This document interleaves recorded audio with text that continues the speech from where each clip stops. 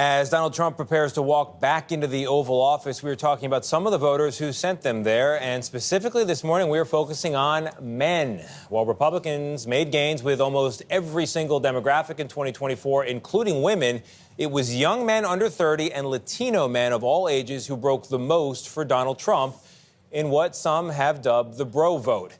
This is very much not the gender gap that many expected to be talking about, but it's real, and the race is on now for Washington to do something about it.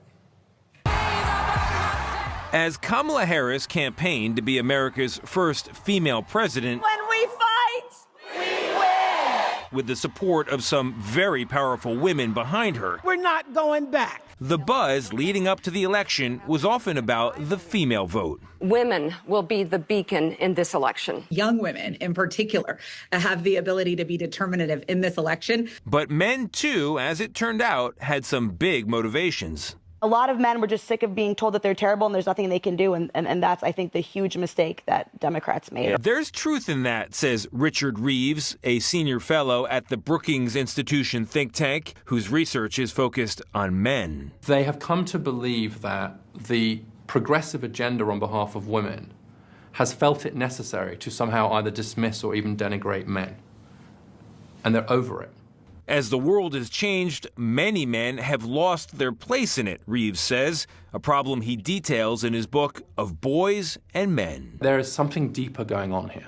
There was a survey recently that found that 2/3 of young men say that no one really knows them very well. 15% of them don't have a close friend.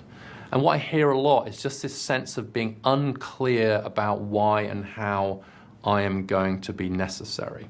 He also sees a lot of measurable pain, including inflation-adjusted wages for most men lower today than in 1979, and men having a 3 times higher risk from deaths of despair by suicide or overdose. The unwillingness of anybody on the center left to just have a straightforward conversation about men's mental health, about male employment, about male wages, has created a gigantic vacuum in our culture and in our politics. Oh, no! A perceived void Republicans have filled. Let Trumpomania run wild, brother! With a little help from what some call the manosphere. We've highlighted you on the show many times when you did this Biden impression where he's walking around, he doesn't know what he's doing. It's funny. It's stand-up. It's funny stuff. Reaching men through the worlds of sports, ultimate fighting, and podcasts popular with guys. We've dealt with it, especially in the last 3.5 years, right? A complete dismemberment of what it is to be a man. We're under attack for everything.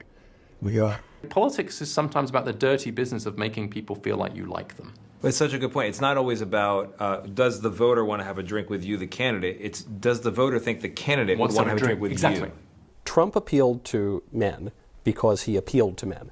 He actually campaigned to try to win their votes. Michael Knowles is a conservative commentator with The Daily Wire and host of The Michael Knowles Show. When Kamala was campaigning, such as it was for young men, she sent out her husband to describe masculinity as toxic. You've got this trope out there that you've got to be tough and angry and lash out to be strong. It's just the opposite. Not a great way to win people over. She sent out Barack Obama to harangue black men who didn't want to vote for her. Part of it makes me think that, well, you just aren't feeling the idea of having a woman as president. This is not the way to win the hearts and minds of young men. Knowles feels the left has utterly lost its way on gender. It's no wonder that they've turned men away, but it's no wonder that they've turned women away either. Because women don't want girly men. Women want men to be like men. There were distinctions between the roles of men and women in the past that always had exceptions, but nevertheless were defined. Now, in the name of equality, we seek to deny any distinction. A line of thinking that others find outdated and wrong, along with some of the uglier comments after Trump won. It's your body, my choice. But what the left may hear from Trump as insensitive or even worse, this is a guy that was all man. Many on the right see as familiar and unfiltered. I think what men want, and what women want for that matter, is to just return to a kind of normal society where we can have our traditional way of life and not be constantly taken aback by all sorts of ideological matters. And I think Trump, in his own way, offered that. Trump is normal. Paradoxically so. In these weeks after Trump's victory, some on the left have begun to acknowledge where he connected. At least he's speaking to the pain and saying, I see you. The problem for much of the Democratic ticket is there was very little acknowledgement of any degree of pain. Faz Shakir is the chief political advisor to Senator Bernie Sanders, who says the irony in all this is the Biden agenda of funding factories and infrastructure has actually been beneficial to men. And now he wouldn't be surprised to see Trump taking the credit in the months ahead.